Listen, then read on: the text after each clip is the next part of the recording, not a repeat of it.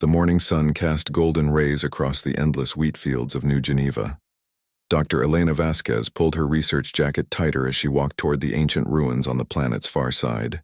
The wind carried the sweet smell of growing crops and the distant hum of farming machines. She had been on Kepler 438b for 3 months now, studying the mysterious stone structures that dotted the landscape. Another beautiful day in paradise, she said to herself, looking back at the colony's main city in the distance. Tall buildings reached toward the sky, their solar panels glittering like jewels. Flying cars moved between them in organized patterns. Children's laughter echoed from the school playgrounds below. New Geneva was home to 2.3 million people. Farmers, scientists, teachers, doctors, engineers, all living in peace on this distant world. The colony had never seen war. The people had never heard the sound of weapons firing in anger. They grew food that fed a dozen star systems and made discoveries that helped the entire galaxy. Elena loved working here. The people were kind. The planet was safe. The Galactic Council protected all human colonies with their peace treaties and diplomatic solutions. War was something from the history books, not something that happened in the modern galaxy. She reached the dig site and began her daily work. The ruins were older than human civilization. Strange symbols covered the stone walls. Her computer translated some of them, but many remained a mystery. Today felt different, though. Her equipment was picking up energy readings from deep underground. Computer, scan the area again, Elena said. Scanning complete. Energy source detected 40 meters below current position. Recommend excavation, Elena smiled. After months of careful digging, she was finally close to a real discovery. She activated her digging tools and began to work. The morning hours passed quickly as she dug deeper into the ancient site. Far above New Geneva, something moved between the stars. Admiral Zethkar stood on the bridge of his flagship, the Terror of Worlds.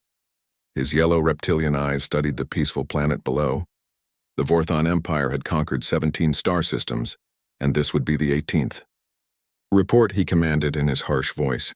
Admiral, the human colony shows no military activity. Their ships carry farming equipment and scientific tools. No weapons detected, no defense platforms, no military bases. His communications officer's scales glowed with excitement. They are completely defenseless. Zethkar laughed, a sound like breaking glass. Humans, the galaxy's most peaceful species. They talk instead of fight. They grow plants instead of building weapons. Perfect slaves for the Empire. He had studied human colonies for years. They always chose diplomacy over conflict. When pirates attacked their trade ships, humans paid ransom instead of fighting back. When other species claimed their territory, humans moved to new worlds rather than resist. The Galactic Council praised them as examples of peaceful civilization. Begin the silent harvest, Zethkar ordered. Capture the colony before they can send for help. I want every human alive and ready for transport to the work camps. 50 Vorthon warships moved toward New Geneva. Their weapons were not designed to destroy. They were designed to capture. Energy nets that could disable entire cities. Sleep gas that could knock out millions of people at once. Transport beams that could lift prisoners directly from the planet's surface. Elena continued digging as the enemy fleet approached. Her tools finally broke through into an underground chamber. Cool air rushed up from below, carrying the smell of old stone and something else. Something metallic and ancient. She climbed down into the chamber and turned on her light. The room was huge, carved from solid rock. Strange machines covered the walls, their purposes unknown. In the center of the chamber sat a crystal formation, perfectly clear and shaped like a teardrop. Incredible, Elena whispered. She approached the crystal carefully. Her scanners showed it was not natural. Someone had made this object with technology far beyond anything humans possessed. Above her head, the first Vorthon ships entered New Geneva's atmosphere. The colony's early warning systems activated, sending alerts to every home and workplace. But the messages were not warnings of attack. They were weather reports about unusual solar activity. The Vorthons had jammed all communications. They had hacked the colony's computer systems. They had replaced emergency broadcasts with false information. The people of New Geneva went about their normal day, completely unaware that death approached from above. Elena touched the crystal with her gloved hand. Immediately it began to glow with soft blue light. Images filled her mind, visions of ancient battles, massive ships, and humans who looked different from the peaceful colonists above. These ancient humans wore armor and carried weapons that could crack planets in half. "What is this place?" she asked aloud. The crystal pulsed brighter, and more images flowed into her mind. She saw humans who called themselves the Silent Death. She saw fleets of warships that could appear and disappear like ghosts. She saw enemies fleeing in terror from human forces that struck without warning and left no survivors. But then the visions changed. She saw a great catastrophe. Planets burning, stars going dark, the ancient human empire falling apart, survivors scattered across the galaxy, their memories wiped, their weapons hidden, their warrior culture forgotten. Elena stumbled backward from the crystal, her mind reeling. This can't be real. Humans have always been peaceful. We've never been warriors. Above ground, the attack began. Energy nets fell from the sky like glowing webs covering entire city blocks. The people of New Geneva collapsed as sleep gas filled the streets. Children fell unconscious in their playgrounds. Parents collapsed at their workstations. Teachers fainted in their classrooms. Little Maria Santos looked up from her coloring book as the classroom windows grew dark. "Teacher, why are the stars moving?" she asked in a sleepy voice. Then she too fell unconscious as the gas reached her school. The colony's communication system tried to send a distress signal to the Galactic Council. The message began to transmit, carrying Maria's innocent question to the stars. But halfway through, the signal cut to static. The Vorthons had completed their jamming. New Geneva was now silent. Elena felt the ground shake above her head. Her equipment detected massive energy discharges. Weapons fire. She grabbed the crystal and ran to her underground entrance. Through the small opening, she could see Vorthon ships hovering over the colony like deadly insects. Green beams lifted unconscious humans from the streets and buildings. Her friends, her colleagues, the families she had come to know, all floating helplessly into the enemy ships. The sight filled her with rage and helplessness. One transport ship passed directly over the dig site. Elena pressed herself against the stone walls and waited. The Vorthons were busy collecting prisoners and didn't notice one missing human hiding underground. Hours passed. The Vorthon fleet finished loading their human cargo and began to leave. Elena watched from her hiding place as the ships disappeared into space, carrying away everyone she knew. The once busy colony now stood empty and silent. She climbed back into her research shuttle, clutching the crystal data core. The ancient artifact felt warm in her hands as if it were alive. As her ship lifted off from the dead planet, Elena made a promise to the empty city below. "I'll find help. I'll tell the galaxy what happened here, and somehow I'll make them pay for this." She didn't know that the crystal in her hands contained secrets that would change everything humanity thought they knew about themselves. She didn't know that hidden among the peaceful colonists were descendants of ancient warriors, waiting for a signal that hadn't come in 3 centuries. But she was about to find out. The Silent Death was about to wake up. Elena's research shuttle traveled through space for 3 days before reaching Prometheus 7. The military research station looked like any other human outpost. Solar panels, communication towers, and docking bays for cargo ships. Nothing about it suggested military power or hidden secrets. As her shuttle approached the docking bay, Elena held the crystal artifact close to her chest. The ancient object had been glowing softly during the entire journey, as if it knew where they were going. Sometimes she caught glimpses of strange images in its depths: warriors in armor, massive ships, battles among the stars. "Prometheus 7 Control, this is Research Shuttle Discovery. I have urgent information about New Geneva Colony. Requesting immediate landing permission." Permission granted. "Dr. Vasquez, Commander Chen is waiting for you in Docking Bay 3. Elena had never heard of Commander Chen, but she was grateful that someone was taking her seriously. The Galactic Council had not responded to her emergency messages. Other human colonies seemed to think her reports about the attack were some kind of mistake. The shuttle touched down gently. Elena stepped out carrying her research bag with the crystal hidden inside. The docking bay looked normal.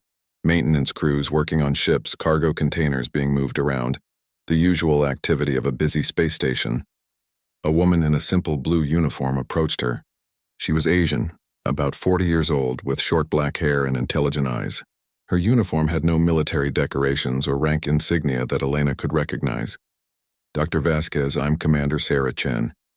Thank you for coming here instead of going to the Galactic Council. We need to talk privately about what you witnessed at New Geneva." Elena followed Chen through corridors that looked like any other space station. Clean walls, soft lighting, people in civilian clothes going about their work. Nothing suggested this was a military facility. Commander Chen, I tried to contact Earth's government about the attack, but they said there was no record of any Commander Chen in the human military forces. Chen smiled sadly. That's because officially I don't exist. The Terran Defense Initiative operates in the shadows, Dr. Vasquez. Most humans don't know we exist. Most of our own government doesn't know we exist. They entered an elevator that descended much deeper than Elena expected. The numbers on the display went down far below what should be possible for a space station. When the doors opened, Elena gasped. The room beyond was enormous. Computer screens covered every wall, showing star maps, ship movements, and military intelligence from across human space. Dozens of people worked at control stations, all wearing the same simple blue uniforms. This wasn't a research station, this was a command center. Welcome to the real Terran Defense Initiative, Dr. Vasquez. We've been watching and waiting for 300 years, hoping this day would never come. Elena stared at the massive operation around her. Watching for what? Waiting for what? I thought humans were peaceful. I thought we didn't have a real military. We are peaceful, Chen said, leading her to a secure briefing room. That was a choice we made long ago. But peaceful doesn't mean helpless. Please show me what you found at New Geneva. Elena hesitated for a moment, then pulled out the crystal artifact. Immediately, every computer screen in the room began flashing. Alarms sounded softly. The crystal's blue glow grew brighter. Chen's eyes widened. A memory core. We've been searching for one of these for centuries. Where exactly did you find this? In underground ruins about 50 kilometers from the main colony. Commander Chen, what is this thing? It's been showing me visions of humans who look like warriors. Ancient battles. Ships I've never seen before. Chen gestured to a special scanning device in the center of the room. Place it on the scanner, Dr. Vasquez. It's time you learned the truth about humanity. Elena placed the crystal on the scanner. Immediately, holographic images filled the room. Ancient star maps appeared, showing human territory that covered half the known galaxy. Ship designs that looked both beautiful and terrifying. Records of battles fought 50,000 years ago.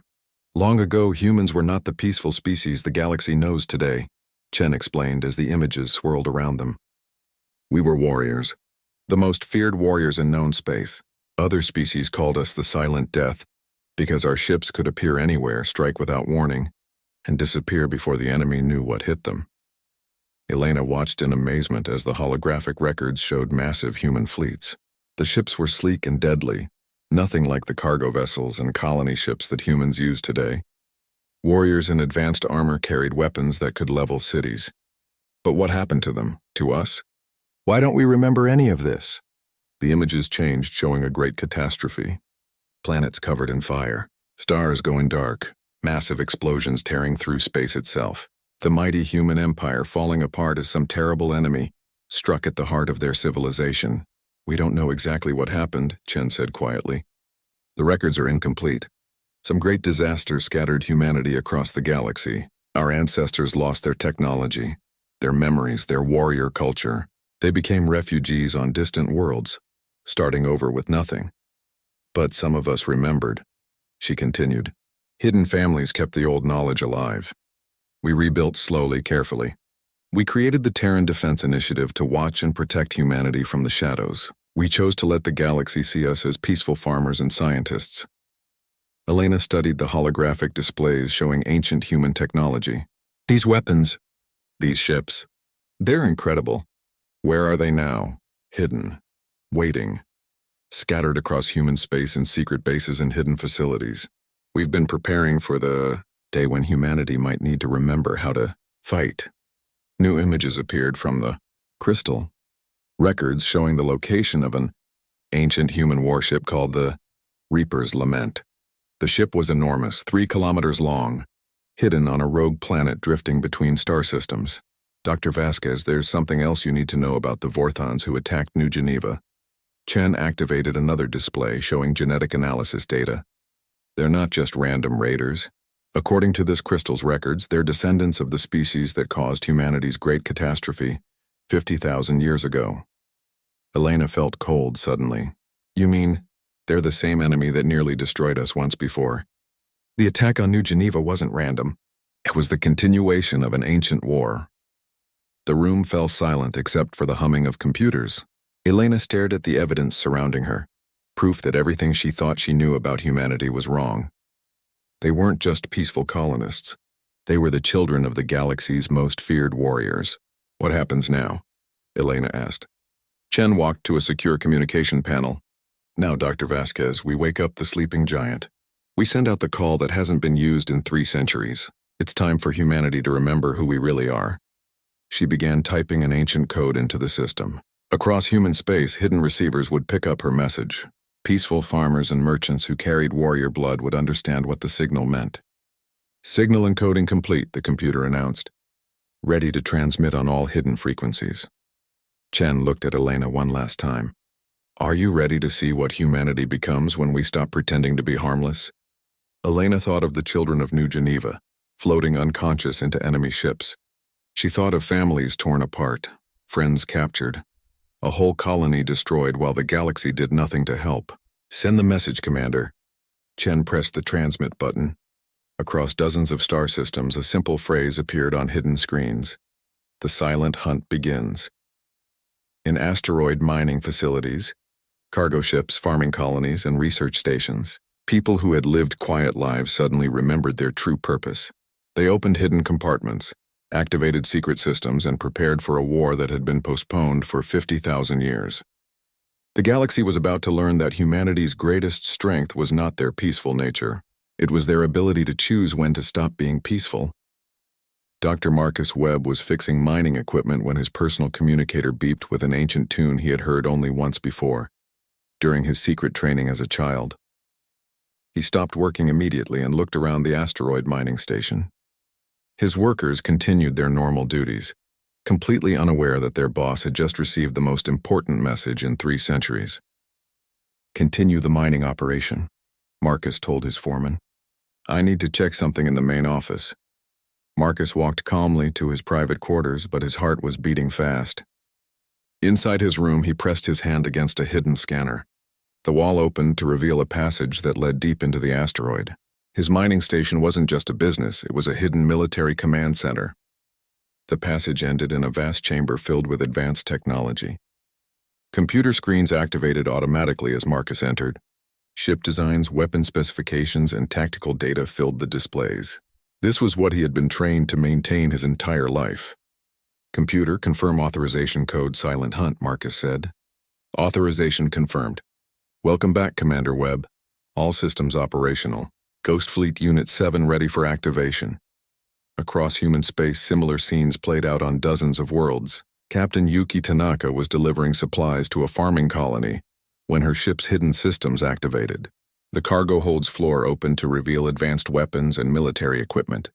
Her merchant vessel transformed into a stealth destroyer in less than 10 minutes. On the research station Prometheus 7, Commander Chen watched reports come in from hidden bases throughout human territory. Her wall display showed a map of the galaxy, with small lights appearing one by one, each light representing a secret military unit coming online. Dr. Vasquez, look at this, Chen said, pointing to the display. 47 hidden bases have responded so far. The Ghost Fleet is awakening. Elena watched in amazement as more lights appeared on the map. How long has humanity been preparing for this? Since the day our ancestors chose peace over war. We decided to hide our military capabilities, but we never forgot them. Every generation has trained guardians to keep the ancient knowledge alive. A communication came in from Marcus Webb's asteroid base. His face appeared on the main screen, and Elena was surprised to see that the friendly miner now wore a military uniform and carried himself like a soldier. Commander Chen, this is Ghost Fleet Base 7. All systems operational. Request permission to begin Phase 1 operations. Permission granted, Commander Webb. Begin surveillance of all Vorthan military positions. Ghost protocols are now active. Elena turned to Chen. Ghost protocols? Something the ancient humans developed. Our ships can become invisible to all known sensor systems. We can observe enemy movements without being detected. The Vorthans won't know we're watching them until it's too late. The crystal artifact on Chen's desk pulsed with brighter light. New information was downloading into their computers. the location of humanity's most powerful ancient warship. The Reaper's Lament, Chen read from the display. Hidden on a rogue planet called Nemesis Point. According to these records, it's the most advanced warship ever built by any species. Elena studied the ship's specifications on the screen. The numbers seemed impossible. 3 kilometers long? Weapons that can affect space and time itself. This can't be real. It's real. Dr. Vasquez. And if we're going to save the people of New Geneva, we're going to need it. Meanwhile, Admiral Zethkar stood on the bridge of his flagship, celebrating his easy victory. The human prisoners from New Geneva were already being transported to Vorthon work camps. Their peaceful resistance had lasted exactly 0 minutes. Admiral, his communications officer reported, we've intercepted some unusual signals from human space. Very brief transmissions using unknown codes. Zethkar barely looked up from his victory reports. Humans trying to organize some kind of rescue mission, no doubt. Let them come. We'll capture their rescue ships too. But his intelligence officer looked worried. Sir, our long-range sensors are detecting some strange readings. Ships moving through human territory, but we can't get clear readings on them. Sensor ghosts, Zethkar dismissed. Probably solar storms interfering with our equipment. Humans don't have military ships worth worrying about. He was wrong. At that moment, 3 human vessels were observing his fleet from less than 1,000 kilometers away. The Ghost Fleet ships were completely invisible, their advanced cloaking systems making them undetectable to Vorthon sensors. Captain Tanaka studied the enemy formation from her hidden position. Ghost 7 to command, I have visual on the Vorthon flagship. Counting 47 enemy vessels in formation, they're moving toward the Kepler system. Commander Chen received the report at Prometheus 7. Understood, Ghost 7. Continue observation. Do not engage. We need more information before we act. Elena was learning to read the military displays. Commander Chen, why don't we attack them now? We have ships, we have weapons. Those are our people and their prison ships. Because we need to do this right, Dr. Vasquez. The ancient humans weren't successful because they rushed into battle. They were successful because they planned carefully and struck with perfect timing. Chen activated the navigation system. We're going to Nemesis Point to find the Reaper's Lament. That ship contains not just weapons, but the tactical knowledge of our ancestors. We'll need both to win this war. The journey to the rogue planet took 18 hours. Elena watched through the viewports as they approached a dark world drifting alone between star systems. No sun warmed its surface. No moons orbited around it. It was a perfect hiding place for something that needed to stay hidden. Scanning for the ship, Chen announced. According to the crystal's data, it should be there. On the surface of the dark planet, a massive structure became visible as their searchlights hit it. The Reaper's Lament was even more impressive than Elena had imagined. The ancient warship stretched across kilometers of the planet's surface, its hull made from materials that seemed to absorb light itself. It's beautiful, Elena whispered, and terrifying. They landed near the ship's main entrance. Chen led the way through corridors that had been dark for thousands of years. Emergency lighting activated automatically as they walked, recognizing human DNA and awakening from its long sleep. The ship's bridge was enormous. Command stations surrounded a central platform where holographic displays showed star charts and tactical information. Everything looked like it was waiting for its crew to return. Welcome aboard the Reaper's Lament, a voice said suddenly. Elena jumped, but Chen remained calm. Ship's AI system, Chen explained. Computer, I am Commander Sarah Chen, Terran Defense Initiative. I need access to all systems. DNA analysis complete. Welcome home, Daughter of War. All systems are operational and ready for command. Elena felt a chill at the AI's words. Daughter of War? It recognizes my genetic heritage, Chen said quietly. My family has carried the warrior bloodline for 50,000 years. The ship knows what I am. The main display activated, showing tactical information about the Vorthon Empire, their fleet positions, their weaknesses, their patrol routes, everything the ancient humans had learned about their old enemies. Dr. Vasquez, this ship contains more than weapons. It contains the accumulated military knowledge of the greatest warriors in galactic history. With this information, we can do more than rescue New Geneva's people. We can end the Vorthon threat forever. Elena looked at the weapon systems display. The void cannon alone could destroy entire fleets, but she also saw something else in Chen's expression. The weight of command, the burden of making decisions that would affect millions of lives. What's our first move, Commander? Chen studied the tactical displays showing Vorthon fleet movements. We gather the Ghost Fleet, we plan our strategy, and then we remind the galaxy why humanity chose peace. She paused, looking at the ancient warship around them, because when we choose war instead, entire civilizations tremble. The sleeping giant had awakened. The silent death was about to hunt again. The Vorthon Empire controlled 14 star systems through fear and superior technology. For 40 years, Admiral Zethkar had never lost a single battle. His ships were fast, his weapons were powerful, and his tactics had defeated every enemy he had ever faced. But he had never fought an enemy that refused to be seen. Captain Vextar commanded a Vorthon supply convoy traveling from their home system to the outer territories. His 3 cargo ships carried weapons, food, and medical supplies for the occupation forces. The journey should have taken 5 days through well-protected space routes. Captain, we're approaching the halfway point, his navigator reported. All systems normal. No other ships detected in the area. Vextar nodded from his command chair. The space around them looked completely empty. Their sensors showed nothing but distant stars and empty void. Everything appeared peaceful and safe. But they were not alone. Ghost Fleet ships surrounded the convoy, invisible to all Vorthon technology. Captain Tanaka watched from her hidden position just 2 kilometers away. Her orders were clear. Observe and gather intelligence, but do not attack yet. The hunt had rules, and humanity was going to follow them perfectly. Ghost 7 to all units, she whispered into her communicator. Target convoy is proceeding on course. No escort ships detected. They have no idea we're here. From the Reaper's Lament, Commander Chen monitored the operation. Dr. Vasquez stood beside her, still amazed by the ancient warship's technology. The bridge displays showed the positions of all Ghost Fleet ships and their Vorthon targets. Why don't we just capture their ships now? Elena asked. We could free some of our people and gather information about where they're keeping the rest. Chen shook her head. Because that's not how the ancient humans fought their wars, Dr. Vasquez. They understood that the mind is more powerful than any weapon. Fear is more effective than force. We're not just fighting a military campaign, we're fighting a psychological war. She activated the ship's communication system. All Ghost Fleet units begin Phase 2 operations. Remember, we want them to know something is wrong, but not what. Captain Tanaka smiled as she received the orders. Her ship moved closer to the Vorthon convoy, still completely invisible. Using advanced technology, she began to interfere with their communication systems. Not enough to disable them, but enough to create strange interference patterns. Captain Vextar, the Vorthon communications officer, called out nervously. I'm getting unusual readings on our communication array. Brief interference patterns every few minutes. Source of the interference? Unknown, sir. The patterns don't match any natural phenomena, but our sensors show no other ships in the area. Vextar frowned.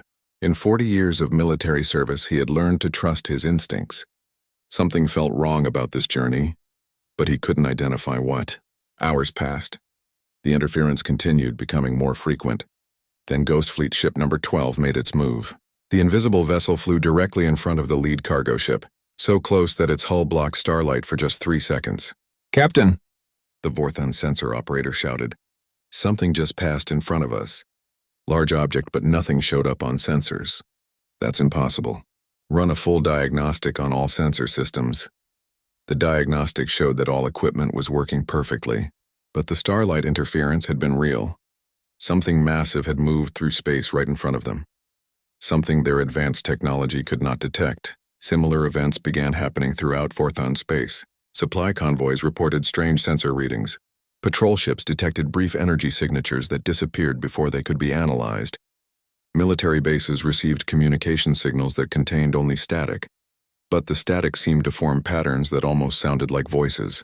Admiral Zethkar received reports from across his empire. Admiral, we're getting unusual reports from 17 different locations.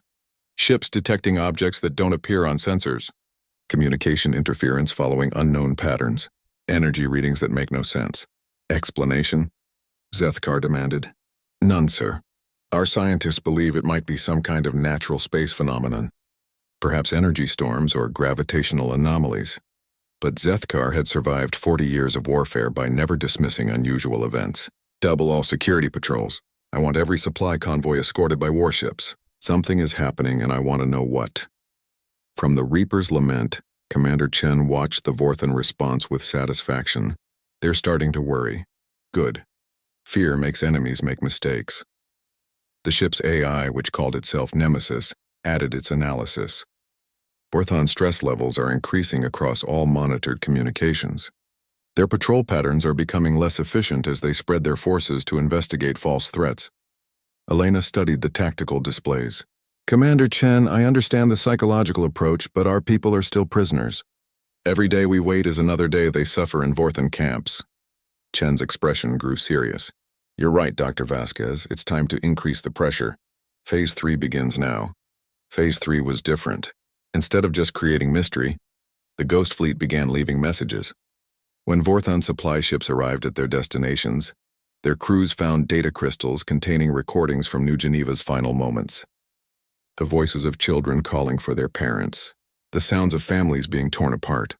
Captain Vextar found one of these crystals in his personal quarters after completing his supply run.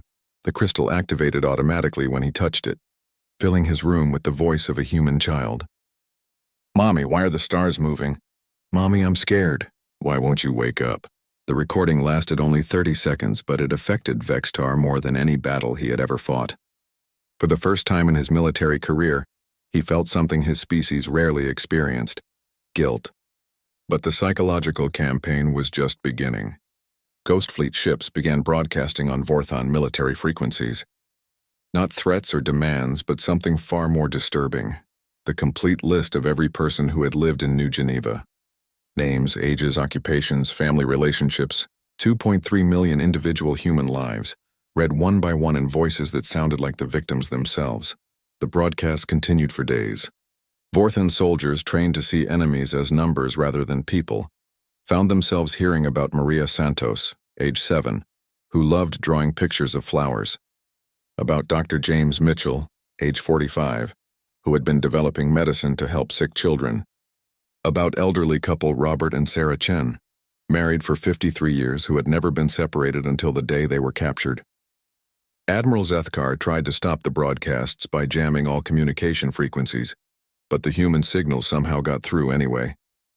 The voices followed his ships wherever they went, reminding every Vorthan soldier of the innocent lives they had destroyed. Admiral, his communications officer reported with obvious distress, the broadcasts are affecting crew morale. Some soldiers are requesting transfers away from the occupation zones. For the first time in 40 years, Zethkar felt uncertain. His enemy was using weapons he didn't understand. Not lasers or missiles, but human emotions and guilty consciences. Then came the final message of Phase 3. It arrived on every Vorthan ship simultaneously, overriding all their security systems. The voice was calm and clear, spoken by Commander Chen herself. You took our children. You destroyed our homes. You thought we were weak because we chose peace. You are wrong. We are the descendants of the Silent Death, and we remember how to hunt. You have awakened something that should have stayed sleeping. Prepare to face judgment. The message ended with coordinates, the location of Admiral Zethkar's flagship, on the bridge of his mighty warship, surrounded by defensive fleets and weapon platforms. Zethkar stared at the empty space around him. His sensors showed nothing. His defenses detected no threats. But somehow he knew he was being watched. All ships, maximum alert, he commanded. Prepare for battle. But how do you fight an enemy you cannot see? How do you defeat warriors who strike from shadows? How do you win a war against ghosts? The hunt was about to become much more deadly. The Reaper's Lament emerged from hyperspace at the edge of the Vorthan home system, like a nightmare made real. 3 kilometers of ancient human engineering. Its dark hull seeming to absorb the light from nearby stars. Admiral Zethkar watched from his flagship's bridge as his sensors finally detected the massive vessel. Admiral, we're reading a single ship approaching our position. Size, impossible. The readings must be wrong. Zethkar studied the display with growing concern. Show me visual confirmation. The main screen filled with an image that made every Vorthan on the bridge step backward. The human warship was larger than their biggest battle stations, its design unlike anything in their databases. Weapon ports dotted its hull like the eyes of some ancient predator. One ship, Zethkar whispered. They send one ship against my entire fleet. Around the Vorten homeworld, 300 warships took defensive positions. Orbital defense platforms powered up their most powerful weapons. Military commanders across the planet prepared for what they assumed would be humanity's final, desperate attack. On the Reaper's Lament's bridge, Commander Chen stood at the central command platform. Dr. Vasquez watched from a side station, amazed by the calmness in Chen's voice as she prepared to face impossible odds. All Ghost Fleet units report status, Chen commanded. Ghost 7 in position and ready. Ghost 12. Weapons charged and waiting for orders. Ghost 23. Rescue teams prepared for prisoner recovery. Elena realized that the Reaper's Lament wasn't alone after all. Dozens of invisible human ships surrounded the Vorten fleet, waiting for the right moment to act. Commander Chen, she said, there are 300 enemy ships out there. Even with our advanced technology, how can we possibly win? Chen smiled, but there was no joy in her expression. Dr. Vasquez, the ancient humans didn't win battles by fighting fair. They won by fighting smart. Today, the galaxy learns the difference. The ship's AI, Nemesis, spoke in its cold, mechanical voice. All weapon systems online. Void cannon charged and ready. Target locks acquired on priority enemy vessels. Admiral Zethkar opened a communication channel to the human ship. Unknown vessel, you are outnumbered 300 to 1. Surrender now, and I will consider sparing your lives. Chen's response echoed across every communication frequency in the system. Her words reached not just the Vorten fleet, but monitoring stations throughout the galaxy. The Galactic Council, human colonies, and neutral species all heard what happened next. Admiral Zethkar, I am Commander Sarah Chen of the human warship Reaper's Lament. You destroyed New Geneva. You captured 2.3 million innocent people, including children who had never known war. You made the greatest mistake in galactic history. You forced humanity to remember what we truly are. Zethkar tried to interrupt, but Chen continued without pause. For 3 centuries we chose peace. We grew food instead of building weapons. We explored space instead of conquering it. We talked instead of fighting. You mistook our choice for weakness. Today you learn the cost of that mistake. Elena watched the tactical displays as the Vorten fleet prepared to attack. Energy readings spiked across hundreds of enemy weapons. Battle formations moved into position around their flagship. It looked like the Reaper's Lament was about to be destroyed by overwhelming firepower. Instead, something impossible happened. Firing void cannon, Nemesis announced calmly. The ancient weapon activated with a sound like reality tearing apart. A beam of pure energy, darker than space itself, lanced out from the Reaper's Lament toward the Vorten homeworld.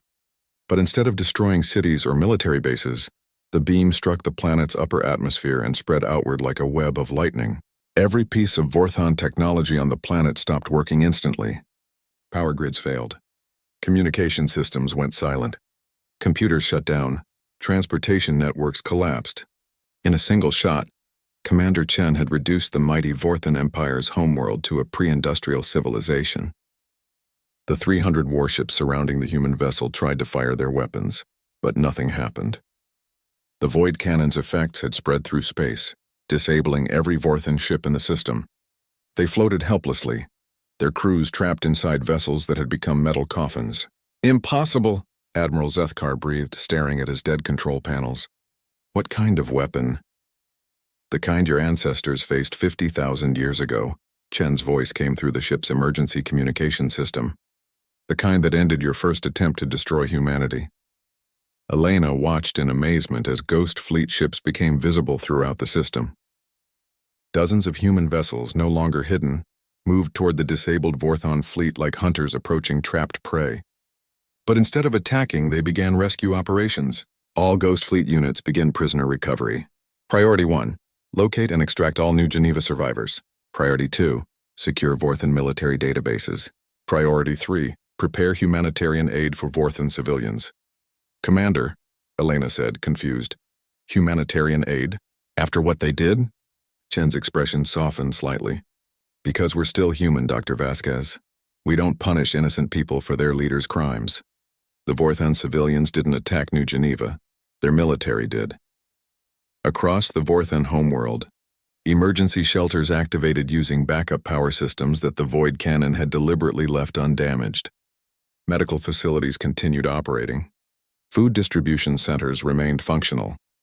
The human weapon had been precisely calibrated to disable military and governmental systems, while leaving civilian infrastructure mostly intact. Admiral Zethkar's personal communicator crackled to life, one of the few systems still working on his ship. Chen's image appeared on the small screen. "Admiral, your empire is finished. Your fleet is disabled. Your homeworld is defenseless, but your people will not starve and your wounded will receive medical care. That is the difference between human justice and Vorthon conquest." What do you want from us?" Zethkar asked, his voice defeated. "I want you to remember this moment for the rest of your life. I want you to tell your children and your children's children about the day the Vorthon Empire learned that humanity's silence was a gift, not a weakness." Reports began coming in from Ghost Fleet rescue teams throughout the system. "Commander, we've located the prison ships. New Geneva survivors found and secured. Medical teams report most prisoners are in stable condition." Elena felt tears in her eyes as she heard the news. The people of New Geneva, her friends, her colleagues, the children she had watched play in the colony's gardens. They were alive. But Chen wasn't finished. Her next transmission reached every corner of the galaxy, broadcast on emergency frequencies that every spacefaring species monitored. To all civilizations listening to this message, humanity has chosen peace for 300 years. We will continue to choose peace. But today, you have seen what happens when that choice is taken away from us. We are the descendants of the silent death. We remember how to hunt. We remember how to fight. Most importantly, we remember how to win. The transmission showed images of the disabled Vorthon fleet, the helpless homeworld, the rescued prisoners being treated with kindness despite their captors' cruelty. We could have destroyed every Vorthon ship and bombed every city on their homeworld. Instead, we chose mercy. We chose to show the galaxy that true strength lies not in the ability to destroy, but in the wisdom to know when destruction is necessary and when it is not. Elena watched as human medical ships began providing aid to disabled Vorthon vessels. Rescue teams helped enemy crews who were trapped in their ships. Food supplies were distributed to Vorthon civilians whose supply systems had been disrupted. "This is how humanity wages war," Chen concluded her galactic broadcast. "We fight not to conquer but to protect. We strike not to destroy but to defend. We remember the silent death not to become killers, but to ensure that no one ever again mistakes our peaceful nature for helplessness." Dr. Vasquez looked around the ancient warship's bridge, understanding finally what she had witnessed. Humanity hadn't just won a military victory. They had demonstrated their true character to the entire galaxy. "Commander Chen," she said quietly, "what happens now?" Chen deactivated the weapon systems and began powering down the Reaper's Lament's combat systems. "Now we go home, Dr. Vasquez. We take our people back to their families. We help the Vorthons rebuild their civilization without the capacity for conquest. And we continue to choose peace. But the galaxy will never forget what they saw here today." "No," Chen agreed, looking out at the stars. "They won't, and perhaps that's for the best. Sometimes the only way to preserve peace is to remind everyone why peace is preferable to the alternative." The Reaper's Lament turned away from the Vorthon homeworld and began its journey back to human space. Behind it, Ghost Fleet vessels continued their rescue and humanitarian operations. The silent death had hunted one more time, but it had chosen mercy over vengeance. The galaxy would remember this day not as the destruction of the Vorthon Empire, but as the moment humanity proved that the greatest warriors are those who fight only when they must, and who show mercy even to their enemies. The roar had shaken the galaxy. Now came the return to silence, but it would be a very different kind of silence than before.